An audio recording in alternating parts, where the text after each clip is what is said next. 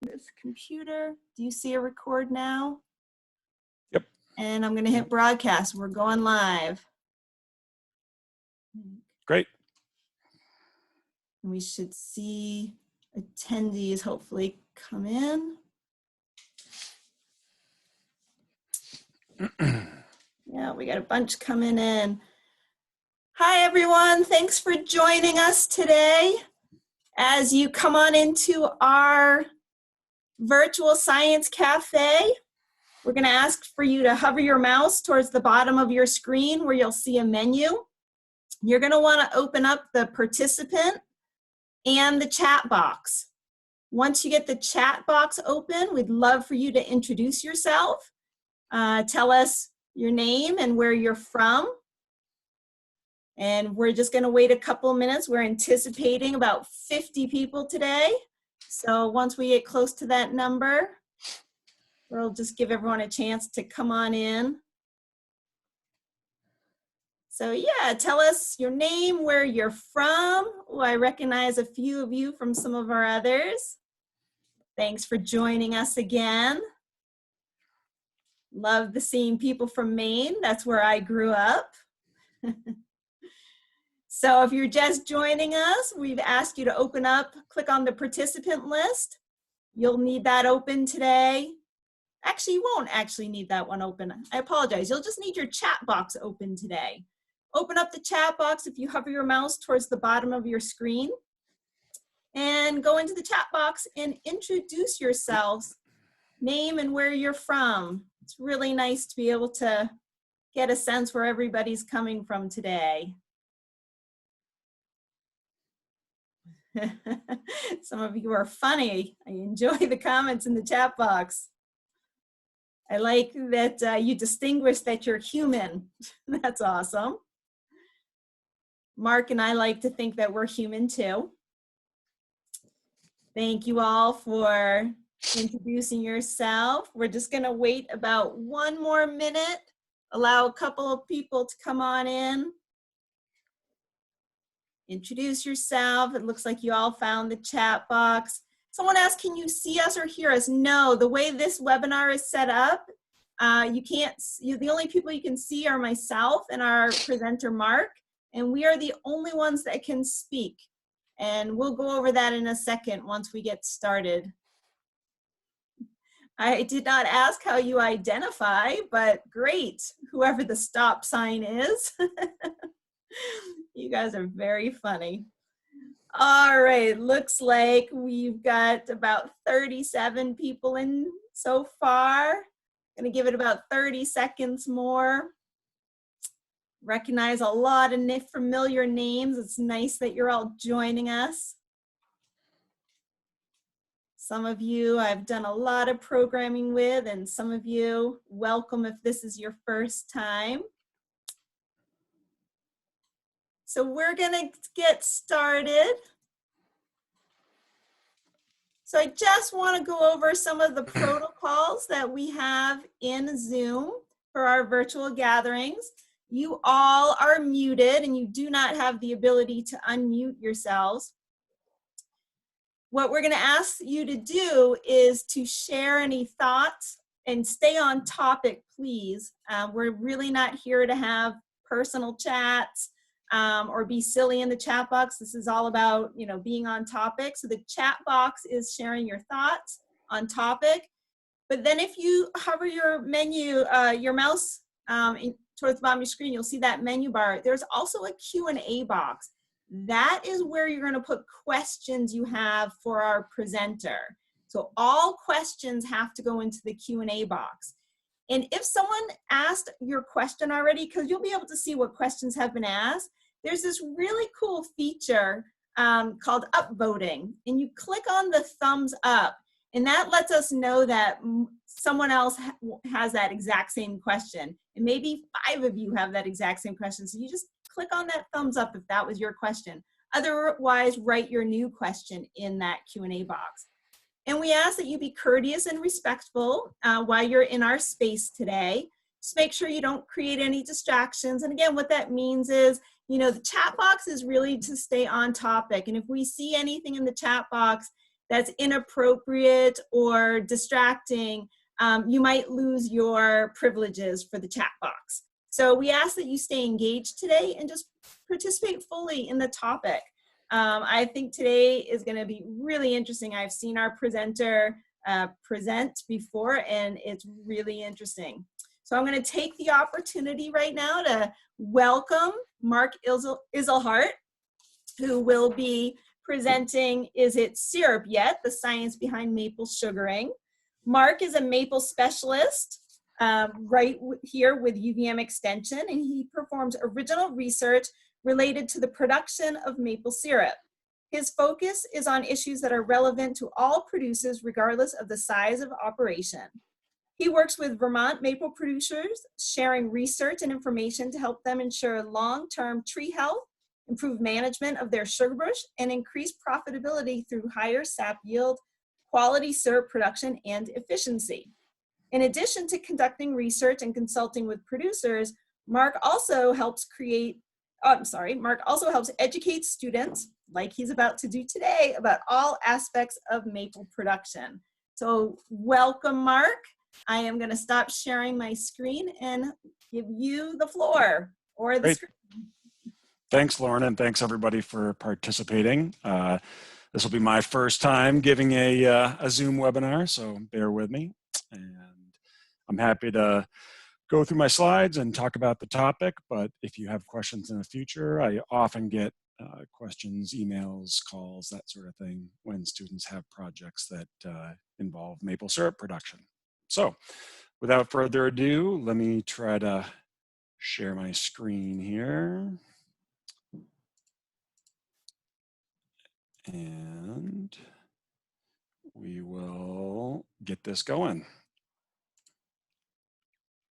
Make sure everyone can see that. Someone give me a thumbs up or some sort of nod if you can see the slides. All right, thank you very much. So the science behind maple sugaring.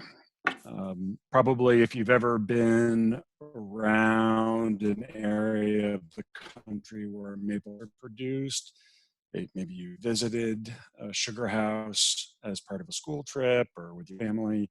This is kind of the first experience. You walk up to a sugar house during the spring, you see steam coming out, and it's a pretty iconic image. You have this sugar house with steam coming up. There's actually quite a bit going on inside, and it can be loud, it can be hot and steamy, but there's also a fair amount of science and some pretty particular precise measurements going on. So let's talk a little bit about that. Actually, before we even go into the sugar house and before we make syrup, I think it's always important to remember that we're talking about a living plant. In this case, we're talking about sugar maple, Acer saccharum, or some people will tap red maple, which is Acer rubrum. But we're talking about a living plant, and a plant that has to live year-round in the climate in which it's living, has to withstand harsh temperatures and drought and insects and all those sort of things. And it's pretty amazing that we can harvest this material and keep the trees healthy. So sugaring season is definitely the time of year when people focus on maple, but I think it's important to remember it's a year-round venture. And the other thing that's important to remember is when we're harvesting sap, the trees are dormant. So we don't have those leaves on there. Now, the tree's not dead, it's just in a period of dormancy, which you can think of as sort of a prolonged period with very low metabolic activity. Again, the tree's not dead. There are living cells under the bark that need to be maintained through stored energy. So the same sugar that we're harvesting through the tap hole in the form of sap is some of that same energy is being used by that dormant tree to keep those living tissues alive for when warm temperatures come and the tree comes out of dormancy and it starts growing new leaves. So just a plug for, we get a lot of attention about maple in the springtime, but it's definitely a year-round endeavor for the tree. And just in case you've forgotten or haven't thought about it in a while, the way we get sap out of a tree is related to a particular temperature regime. We get a freeze-thaw cycle where during the freezing event, we have this natural vacuum or suction that takes place within the tree, and the tree will draw moisture up from the ground. And then whenever it thaws out again, typically during the sugaring season, it's the next day when it warms up again, you're actually harvesting the sap that's above wherever your collection bucket is. So you get enough of those freeze thaw cycles and you have a pretty good season. If you don't get enough of those freeze thaw cycles, the sugar makers will generally say it wasn't such a good production season. Now, modern technology involves plastic tubing and a vacuum pump, which can, it still needs to have those freeze-thaw cycles, but you can still have decent production even when the weather isn't ideal if you're using that modern technology. So, a bit of a background on the sugar bush side of the tree side of things. Obviously, you have to make a hole. Trees heal up every year after being drilled for a tap hole. But so you need to make a new fresh tap hole every year. You insert a spout, and that's how you get your sap to come out. And if you were collecting with a bucket and you had sap flow, you would see something like this. Sap coming out of the spout, drip by drip. And it is mostly water. It's about 98% water and some sugar, a little bit of dissolved minerals and various other compounds. But I think what's important to realize is that sap is not just very, very dilute syrup. It's fundamentally a different product. And it's only until we take that raw sap and we expose it to heat in the evaporator that we actually create this new product, which is called maple syrup. The reactions that happen in the evaporator as a result of that heating are very complex, but you do need to have heat in order for them to happen. Some of those reactions are called Maillard reactions, which are pretty complex series of reactions that involve not just the sugar and the water and the heat, but a lot of amino acids and other various chemicals that are naturally occurring in the sap. And when they all combine in that heated environment, start to generate color and flavor compounds. The color, some of it is caramelization of the sugars, but some of them are different types of reactions. And just to illustrate how complex some of these reactions are, this is not something I expect you to digest, but it's a sort of an infographic looking at the Maillard reaction specifically. I like to think about describing the Maillard reactions in like this poster does in talking about food. So if you have ever had a really good steak that was really charred perfectly on a grill, or if you don't eat meat, if you had caramelized onions that were just perfectly cooked and had so much flavor. You've probably also had a steak that wasn't cooked very well. It's kind of gray or boiled or just tough. The difference between those two flavors has to do with how that chef optimized those reactions, those Maillard reactions. It's all about getting just the right heat for just the right amount of time and treating it just so. And maple is similar. Those reactions can be influenced during the evaporation process as well. So that's just a bit of a background as far as how maple is produced. But what we know is that some people like dark flavored syrup, some people like light flavored syrup. By law, they all have to be the same density, but there are differences in color and flavor. And so states and countries have developed grading standards for maple syrup. And that's really designed so that consumers get products with a consistent quality. In other words, if you went out and bought a jar of peanut butter, and sometimes it was chunky and sometimes it was smooth, and you didn't know what you were getting until you opened the container, you'd probably be disappointed. So it's similar in that many food products have grading standards. You know, oranges or French fries, or really any food product has got some sort of standard that has to adhere to. So like I said, the countries and states have developed laws and regulations that are designed to make sure that consumers are getting the product that they want. In Vermont, these laws and regulations are overseen by the Agency of Agriculture, Food and Markets, and they are pretty detailed. They involve, in some cases, very precise measurements for different attributes, which we're going to talk about.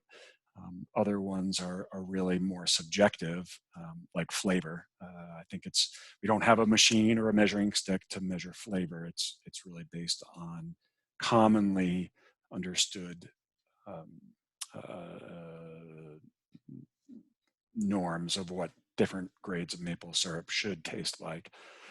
The other thing that's interesting about maple production is there's no license that's required to produce maple syrup. You don't have to take a test to make it. So if you're curious about this and you want to learn more and do it yourself, you're totally fine to do that. What's important to note is if you put that syrup in the marketplace, it has to adhere to the same standards that a sugar maker that's been doing it for generations has to conform with. And that's really just to make sure that everyone is producing a similar product, and a product that's wholesome and healthy and not going to get anyone sick, and to make sure that everyone who's in the maple industry is kind of playing by the same book. So before we go any further, let's have a poll question. Curious how many people have ever graded pure maple syrup. So I think you need to access your poll, Yep. your polls there, and all right. see So what we I'm have. gonna go ahead and launch the poll. You all should see a poll pop up on your screen that says, assuming, oh, okay,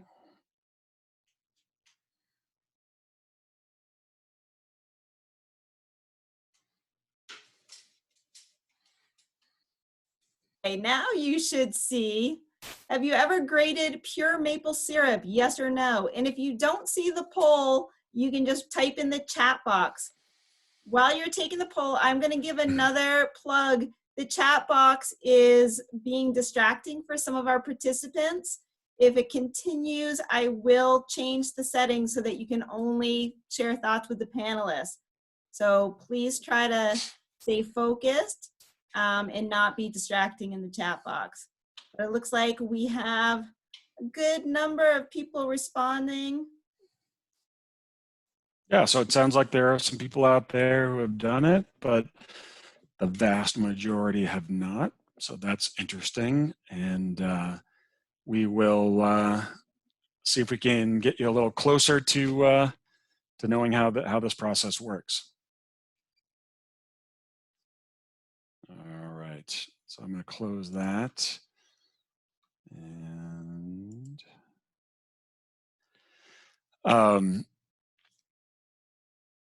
so just to illustrate how detailed some of these grading standards and rules are, this is just taken a little bit out of the Vermont regulations, and I don't expect you to read through all this, but I just do want to point out that it's pretty explicit what maple syrup is. It has to be the liquid that's made, has to have heat treatment, has to come from a maple tree, and they even put in the genus Acer, and this is there so that there's a law to fall back on so that people don't make fake maple syrup and call it pure maple syrup. So there has to be some sort of teeth in the law that prevents people from taking corn syrup, coloring it amber color, and calling it pure maple syrup without any fear of being caught. There are 4 grades of pure maple syrup, and they are golden, amber, dark, and very dark.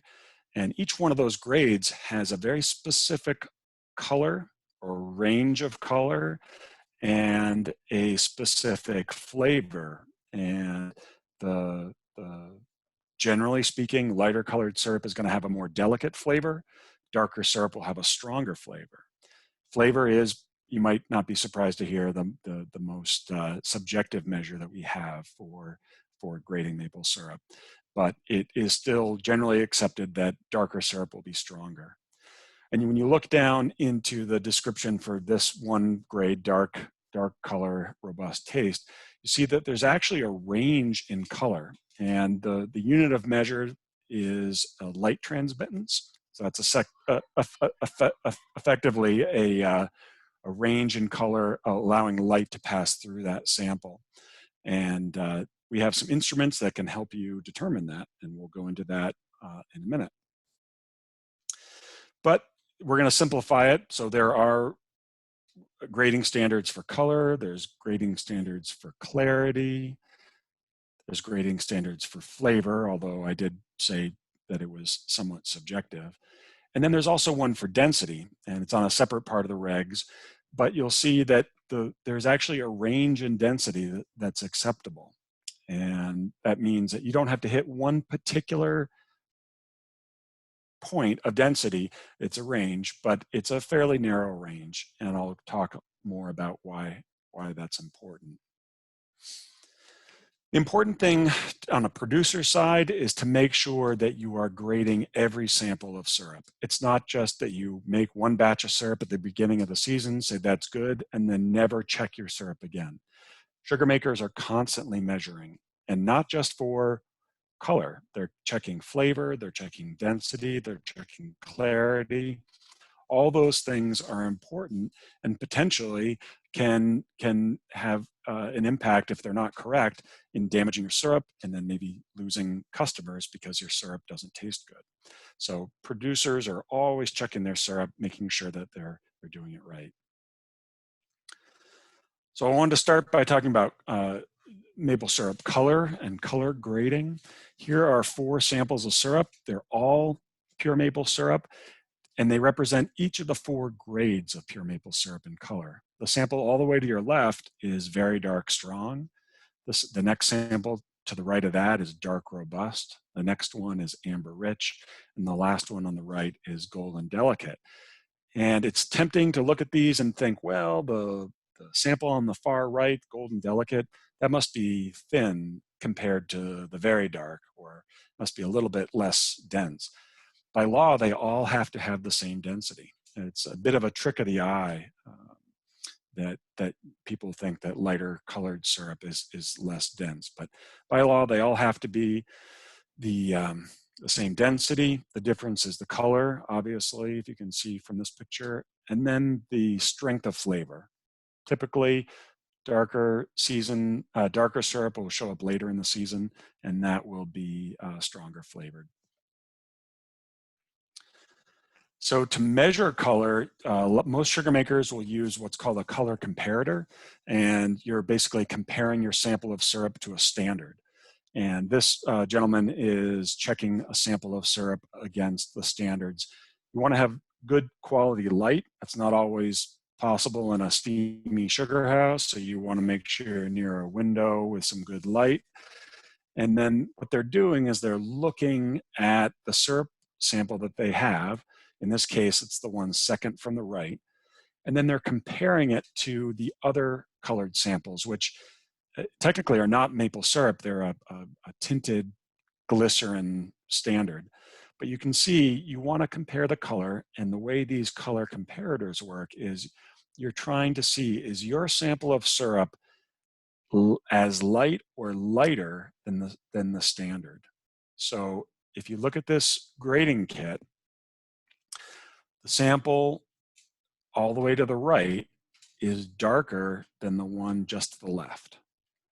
And the standard just to the left of the sample that they're grading is just a little bit lighter.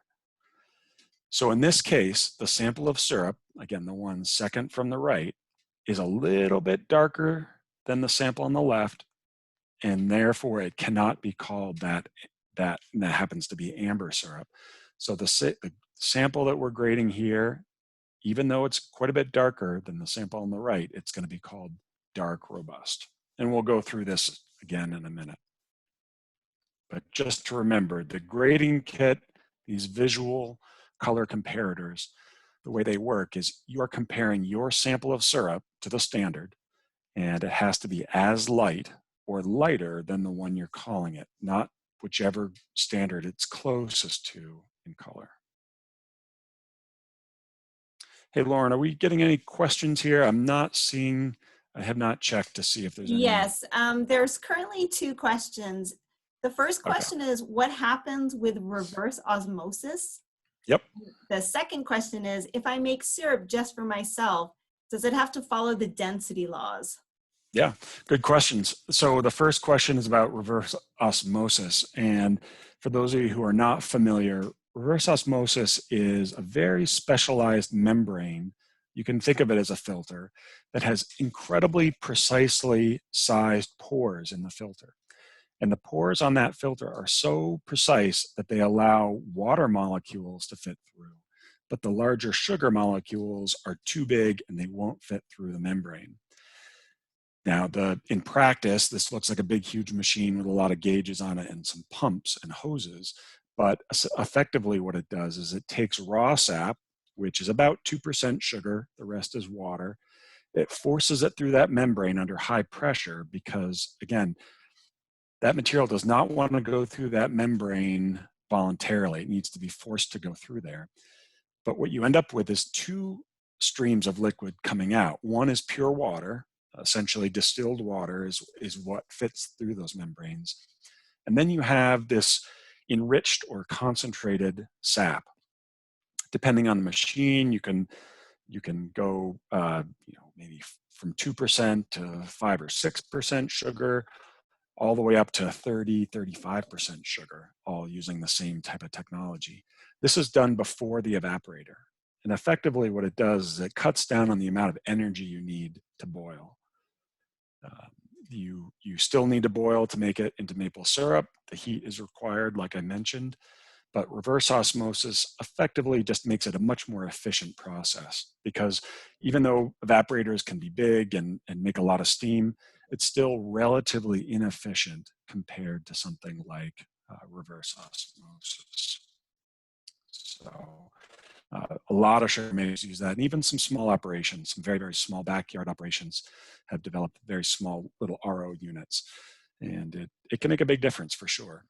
Now, the second question, do you have to conform to those regulations if you're just making it in the backyard?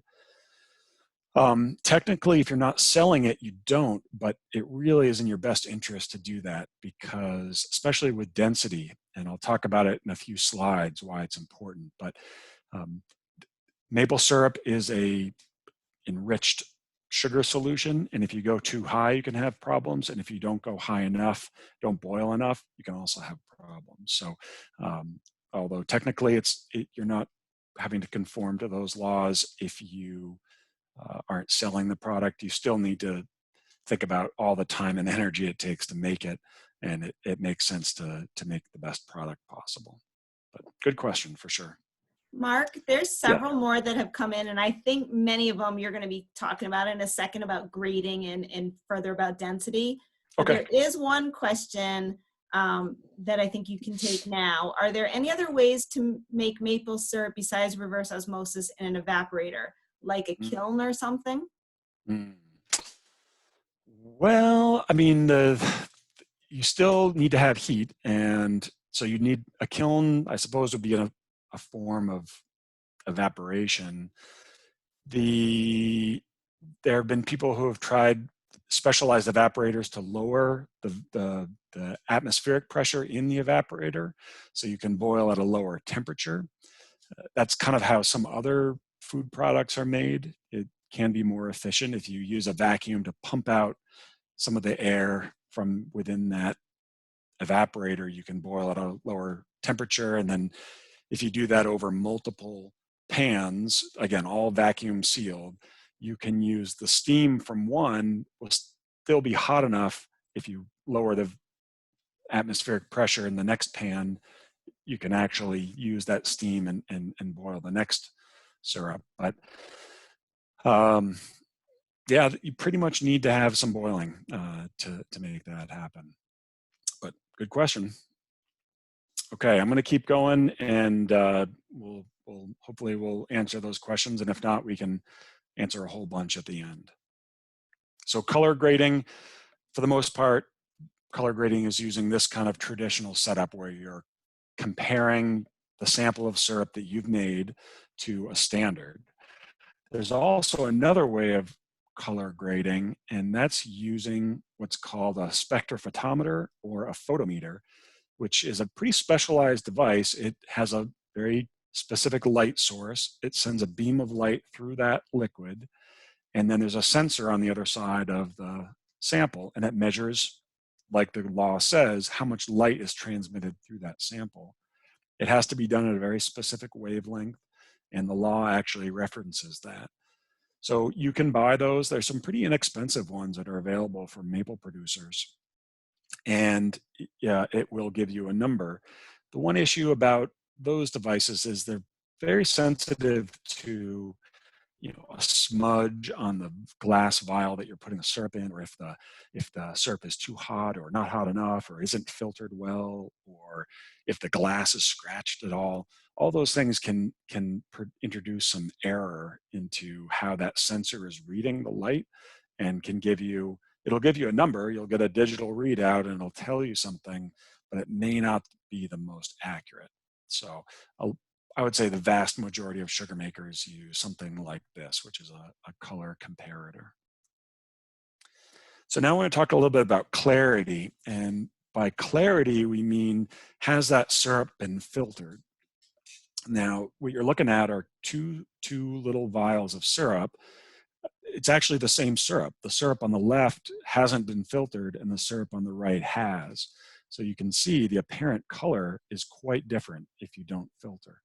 So you can imagine a consumer not wanting to buy some syrup if it was cloudy and dark like that, or if it was kind of gritty because the sugar sand that it develops during the boiling process, if that made it unpleasant. So the law says it has to be clear. The syrup has to be clear, and most sugar makers will get their syrup clear by filtering with either a cloth filter or with a pressure filter, which involves a pump and a filter aid material. Whatever type of filtering they use is fine as long as they're doing it well. And with filtering, the name of the game is really keeping the syrup hot, because things won't like to go through if it's cold.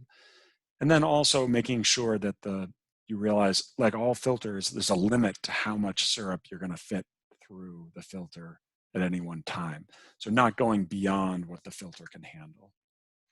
So if you look at this sample again, if you don't filter your syrup well, you're going to probably do a pretty poor job at grading the color, because if you look at this syrup on the left, you're going to call it one grade of color probably, as opposed to the sample on the right. So clarity is definitely important. And just a side note, the majority of the material you're taking out of syrup when you're filtering is calcium, and it's calcium that is naturally occurring in the sap, that when you boil, the sugars are being concentrated, but so are all those minerals that are naturally occurring. Calcium happens to be the most abundant. And when it gets to a certain point, we call it the saturation point, when it reaches that point, you just can't fit any more calcium in that solution and it precipitates out. Now, I don't know if you've handled this yet in chemistry class, but you'll end up with this now solid material that is suspended in that syrup. Mostly it's calcium, but there's some other minerals that can be in there as well. They definitely need to be removed before they can be, before you can sell your syrup or really be all that proud about your syrup. So, okay, so that's clarity. Now flavor, and flavor, you know, we all think of maple syrup and have good memories of flavor. This is a colleague of mine, Kathy. She's a extension specialist over in Maine, and I have full permission to use this picture. She's, you know, taking it for the team, but she's actually just tasted some syrup that wasn't really that good, and it's okay. It does happen sometimes. Either naturally occurring off flavors can cause the flavor to not be great, or something that you do as a producer could maybe go wrong. Maybe you burn the pan, or maybe you pushed the season a little too long and the sap was kind of funky, and then you boiled it into syrup. It just didn't taste quite right. It's okay, that happens. What's important is that the producer tastes every batch of syrup and doesn't let that off-flavored syrup get into a retail container, or give it to someone as a gift. So that wouldn't be such a good idea. So the name of the game with flavor is taste every batch. Realize that not everyone has the same ability to detect flavor and detect little differences. But just taste as much syrup as you can, because that can really help you get better. And taste other people's syrup. Another thing, you don't really want to taste or grade your syrup right in the moment. When you're in the sugar house and you're just, you're dealing with all sorts of different things going on in the process of making syrup. You're saturated in steam, and you can't really be as critical about tasting as you can maybe another time when things are more mellow. So we generally recommend that people do their final grading of syrup flavor not during the moment when they're making it. So now we're going to focus more on density, and like the law says, there's a range in density that's acceptable. And I know someone had a question about, do they have to follow those guidelines if they're just doing backyard syrup? Well, here's one reason why you want to make sure you're doing it right. This is syrup that was boiled too much. These are sugar crystals that, not unlike the calcium that we saw in the density or in the clarity slide, there's a saturation point for sucrose as well. And if you go beyond that saturation point, guess what? You're going to end up with these hard sugar crystals showing up in your containers. You may not see them because a lot of times people put their syrup in opaque containers, but you've basically wasted this sugar because it's very difficult to get out, and you really can't, it's very difficult to get it back in the form of syrup. So making sure you're not too high in density is important, but also not being too low is also important. This is kind of a gross picture of some moldy syrup that the syrup just wasn't boiled enough. They boiled and boiled and boiled and boiled, but didn't quite get to that density. There was too much water in that syrup, and it was more hospitable for mold to grow. And this is what happened. So the old days, they used to say, well, you can just skim off that mold and reheat it, and then you're good to go. We don't recommend that anymore. Mold spores and things can produce things like mycotoxins, which can be sensitive to some people. So we really, unfortunately, if you have moldy syrup, it's really best just to throw it out. So why don't we go through an exercise talking about density, and we'll try to get some skills here. So this sugar maker is about to check density of her syrup, and the most common tool that sugar makers use is called a hydrometer, and we'll walk through the process of how to use a hydrometer. Before we do that, though, there's another instrument that can be used, and that's called a refractometer. A refractometer uses the qualities of liquid in the way in which light passes through, and how light is bent by different types of liquids. In this case, it's looking at how light is bent when it goes through a sugar solution. So the way these refractometers work, here's an optical one. You put a sample of syrup on that prism, and then you look through the light, and you will look at a graduated scale. There are refractometers for different units. This one happens to be for sugar solutions, which is called, the scale is called the Birch scale. So you're looking through that device, and this is what you see. You see a graduated, some graduations on the Birch scale, and you're looking at that shadow line. Where those two colors meet is telling you what the concentration is of that solution. And it's a little blurry, but I think you can see it's right just a hair over 67 Brix, which is within the legal range for pure maple syrup. So that sample is good to go.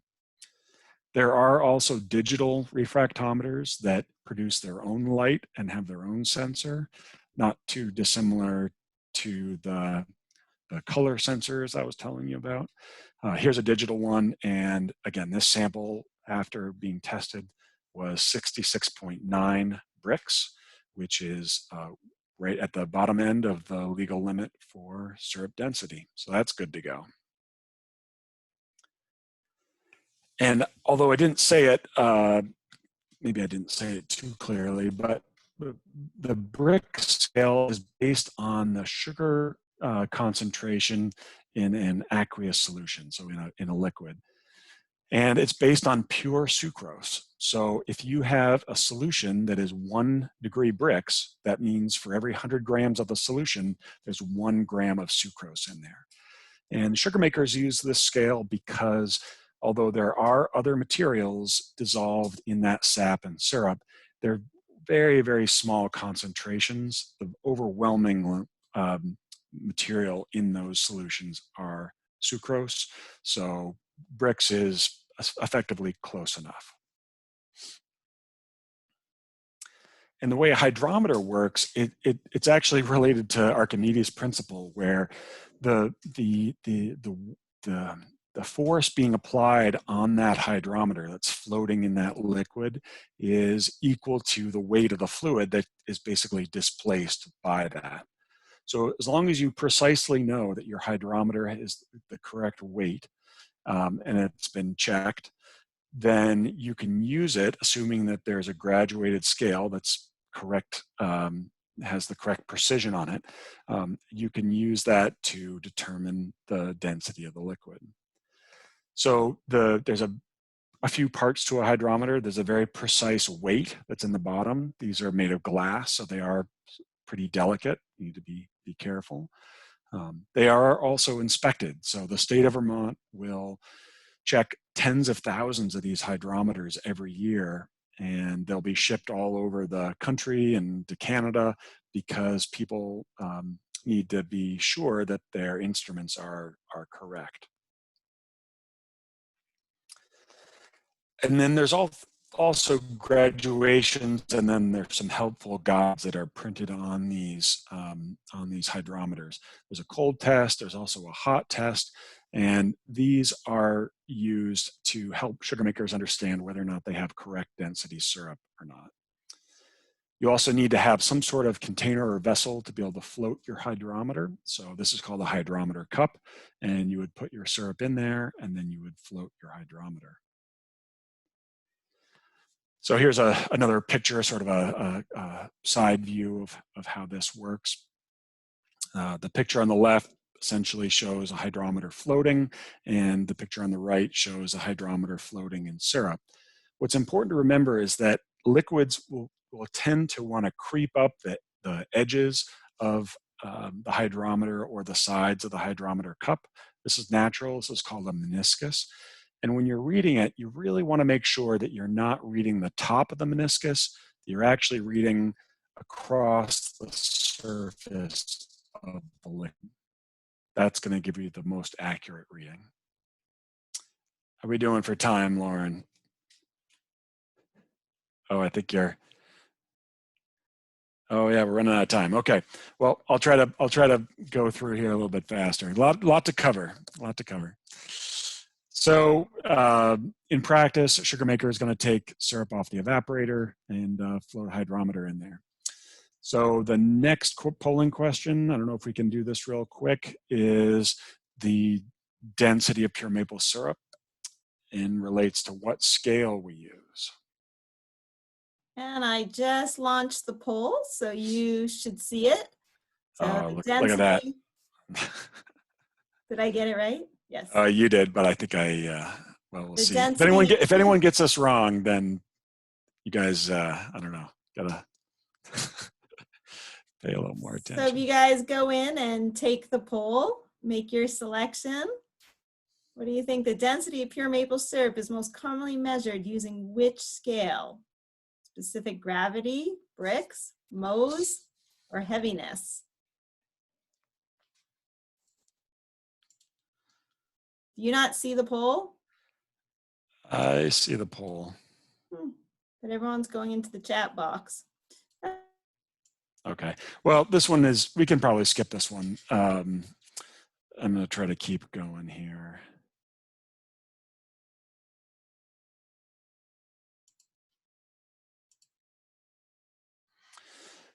The other important thing about measuring density with a hydrometer is you have to check the temperature.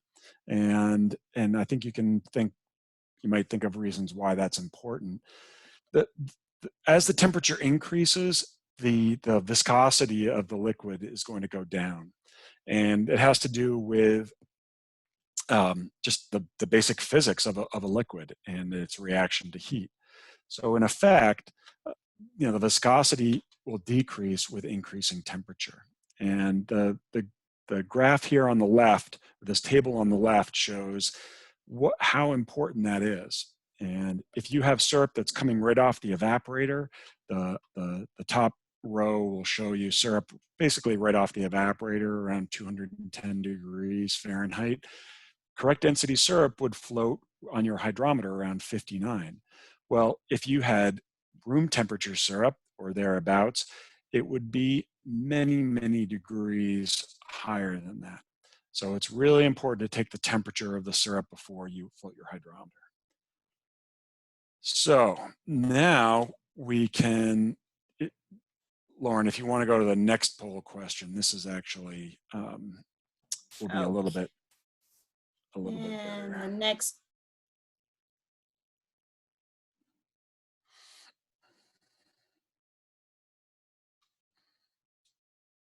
Okay, so the next poll is launched. Hopefully everyone sees it. Assuming a syrup temperature of 211 Fahrenheit, is the syrup in this picture above, below, or correct density?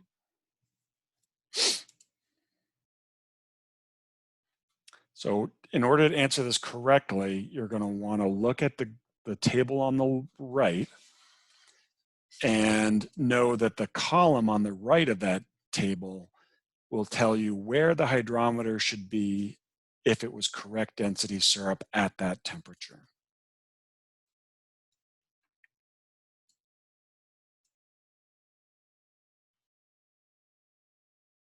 Do people have questions about how to answer that?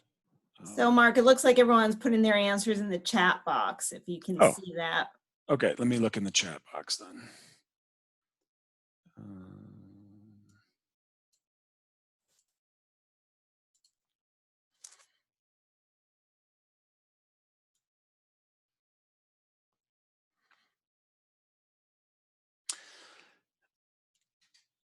Yeah, so this is going to be tricky to answer each individual chat, but let's work this through real quick. So if it was correct density syrup at 211, which this table allows for it to be 209 or above, it should be floating at 59, but it's actually floating right around 60.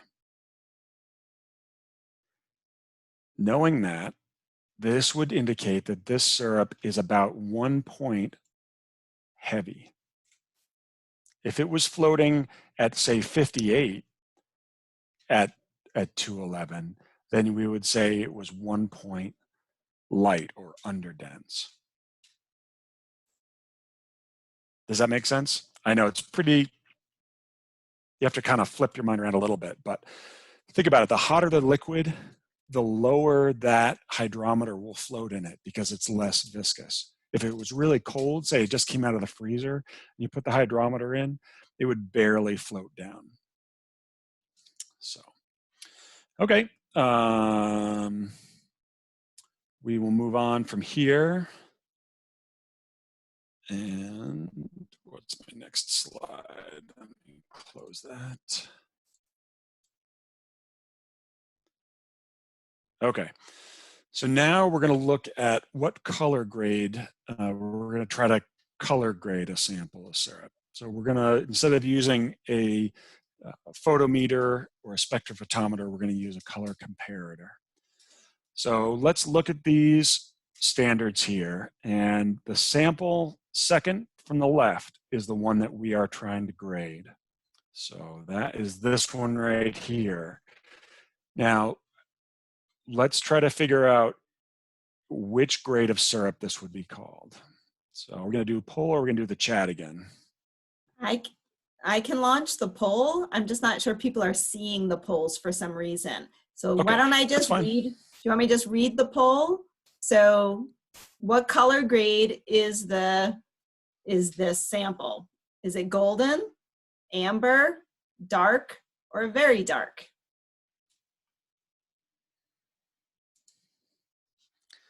Yeah, it does look like folks are going in the chat. So I'm seeing a mixture of goldens and amber. So this one is also a little tricky, intentionally so, but remember, the law says it has to be as light or lighter than the grade you're calling it. And even though it is really close to that golden sample on the left, it's just a little darker, and therefore it has to be called amber, the standard just to the right. All right. The other thing I'll point out is that pure maple syrup will naturally darken over time. And so you might be okay. This one's pretty obvious, but if it was really right on for golden, depending on how you're storing that syrup, or if you're packaging it for sale and it doesn't sell for 6 months, that syrup is going to darken considerably over that period of time. So you have to think kind of practically and know whether or not your syrup is going to be out of grade for color by the time it's actually reaching the consumer. So if it's really on the line, it's best to call it the next grade darker. All right. And we are almost done here, Lauren. That's pretty much it for that. I was going to offer more information if folks want. You can just search for UVM extension maple. And we have everything on the syrup side of things. We have stuff about trees and how to manage trees for the health of the forest, all kinds of different videos. So feel free to check it out. I know I get a lot of questions about climate change and how climate change can impact maple production. So we have information there. Mark, there are a lot of questions in the Q&A box. What I would love Sure. to do now, just because we are running a little long, can you unshare for a moment? I just Sure. want, if people do need to leave, don't leave yet. We're going to answer questions. But what I would like you all to do is, bear with me for one moment. We're going to do one final poll. And again, Mark is going to answer the questions that are in the chat box. But if you all could just give some feedback, if you can see the polls, I'm going to launch it. What we want to know, there's 2 questions. On a scale of 1 to 5, 1 being poor, 5 being excellent, please rate the overall experience today. And then more importantly, on a scale of 1 to 5, let us know if you learned something today. So if you need to write in the chat box, we really just want to know how you like the cafe on a scale of 1 to 5, 5 being the highest. And if you learned something, 1 to 5, 5 being the highest. So if you see the poll, please answer it in the poll instead of in the chat box. The poll is more helpful to us. But if you don't see the poll, then obviously in the chat box. And I don't think anyone sees the poll. I don't know why things aren't working. So, and then before we get back to the questions, if you need to leave before we wrap up, we have another cafe next Wednesday. This one is on the making of a CRISPR cell line, a lab story. We have a wonderful presenter coming in, so you can go register there. So with that, let's go back to the questions. And Mark, can you see the Q&A box now? If you just open it up, you can then see all the questions and take them as you want. Sure. Or I can read them out. Yep. But read them out loud so sure. people know what the question is. All right, this one, should I go in Should Yeah, I, to be yeah, fair, they're should I go in ranked. order?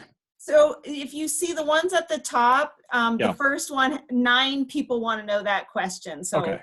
So Sure. they're ranked in order. All right. Majority rules. I'll go with the Yeah. most commonly asked questions. So the question is, do you know why they changed the grading system? That's a good question. The grading system has changed many times over the years. The most recent one happened about 5 years ago, 4 or 5 years ago. And it was the result of the entire maple industry, not just the US maple industry, not just Vermont, but all states and provinces got together. And they realized that there were different grading systems in different places, and it was confusing to the consumer. So if you were unfamiliar with maple syrup and you went to the store and you saw grade A maple syrup and grade B maple syrup, you'd probably infer that grade B was somehow inferior, even though most of us who have experience with maple would make the connection between grade B and just dark, strong flavored syrup. So they wanted to try to clear up some of that confusion. Another one was, it used to be if it was darker than grade B, there was a temperature, not temperature, a light transmittance threshold. If you went below that, you had to sell in a large, like 5 gallons or larger container. You couldn't sell it direct to the consumer that way. And consumers were saying, hey, I like dark, strong flavored syrup. Where can I get more of this and even stronger syrup? So it allowed producers to sell more of their product direct to consumer. So that was positive on the consumer side. But mostly it was educating consumers who had no basic understanding of what maple was or how it was made or how the different grades related to each other, and to try to help producers a little bit. The last part, they included a flavor descriptor. If you noticed, it's not just golden syrup, it's golden delicate taste and amber rich taste. They wanted to, again, give consumers who maybe didn't know what maple syrup was some little hint of what the flavor might be. And that was included in the new grade change. It was over a dozen years of work to get those grades changed and improved. So it definitely wasn't done in the last minute, and it wasn't just one group. It was the entire maple industry coming together. There were definitely people who weren't fans of it or are not fans of it. A lot of folks miss the idea of Vermont Fancy being a grade. You can still call it Vermont Fancy. It's just not the official grade. So you can use it as a marketing term. It's just not the official grade written in the law. Okay, question, next one. Do you use sugar? And I assume that's what you're asking there. So I used to boil for experiments at the Proctor Maple Research Center, which is where my office is. I don't do the day-to-day boiling anymore, but I'm still involved with making syrup on really small scales if we have an experiment that involves it. I don't tap trees at home. Growing up, I made some pretty bad backyard syrup in high school, and luckily I've learned more about how to make good tasting syrup since then. So next question, would it be possible to remove some of the water in sap with a freeze dryer? I know that you can freeze sap and you will get a layer of water, pure water, and you'll have some concentrated sap below. I don't know about a freeze dryer exactly, so I guess I can't answer that exactly, but I do know you can freeze sap and you can get some concentrated sap that way. Okay, next question. How do you make them light and dark? Good question. So a sugar maker doesn't have a ton of control over the color. It has a lot to do with the chemistry of the starting sap. Early season sap, air temperatures are cold. There's not a lot of microbial activity because it's so cold. Later in the season, when air temperatures are warmer, it's more hospitable environment for bacteria, yeast, mold, those sort of things to grow. Some of those microbes will digest some of the sugar, and they'll actually break it apart into more simple sugars, which have a lower caramelization temperature, which will make darker syrup. And that's why a normal sugaring season, a sort of traditional sugaring season, will start with very light colored syrup, and get progressively darker over the course of the season. You almost always end up making dark syrup near the end. So there's not a lot that producers could do. Theoretically, you could leave sap and let it sit around for a while to essentially get inoculated, and then you would boil it and make darker syrup. But then you're kind of playing with microbiology, and those things can grow pretty fast. And so you might overshoot and you end up with some pretty funky sap as a result. So by and large, you want to boil your sap as fast as possible, keep all your equipment as clean as possible, and that'll make essentially whatever best product you could make on that day. Another question, are there any other trees you can use to make syrup? Absolutely. So we've done research into birch syrup, which is really a fundamentally different product than maple syrup. It is, the sap flow mechanism is totally different. Maple, that one slide I showed you about the sap flow mechanism, that process is called stem pressure. That's how sap works in a maple tree. In birch, it's called root pressure. And so almost all the pressure comes up from below, which is pretty different. The season is also very short. It's only a few weeks long. It's really typically at the end of the maple season, and very different product. It's almost like a tart, sweet, maybe has a little bit of a bitterness sometimes, but birch can definitely be made into a product. And there's also walnut syrup you can make. Some people have collected sap from beech trees. We've done a little bit of experiment using a vacuum pump to get it out, but by and large, maple is the one that has the most volume of sap and the sweetest sap and the highest concentration of trees. So it's pretty much why we have this strong tradition of making syrup here. Question, why is there a density law? Well, like I said, if you overshoot, if you make your density too high, then you're going to end up with sugar crystals, and that is just a product that really can't be used and the consumer can't enjoy. And if you don't go enough, you can either get mold on the surface, or you can have fermented maple syrup, which tastes really funky, or it could be sour. All things that just really aren't good. So pretty early on, this is 100 years ago or more, they decided that there really needs to be this range and density to have a high quality product. Oh, the question, which grade do I prefer?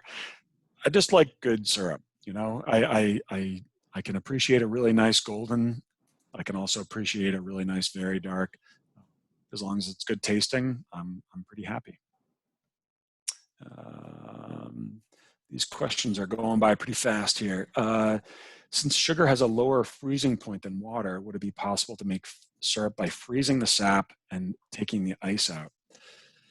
So to a point, you can do that, but you aren't going to have the heat that is required to develop color and flavor. So you could potentially make a very thick liquid, just like if you had an RO machine that theoretically could go up to syrup density.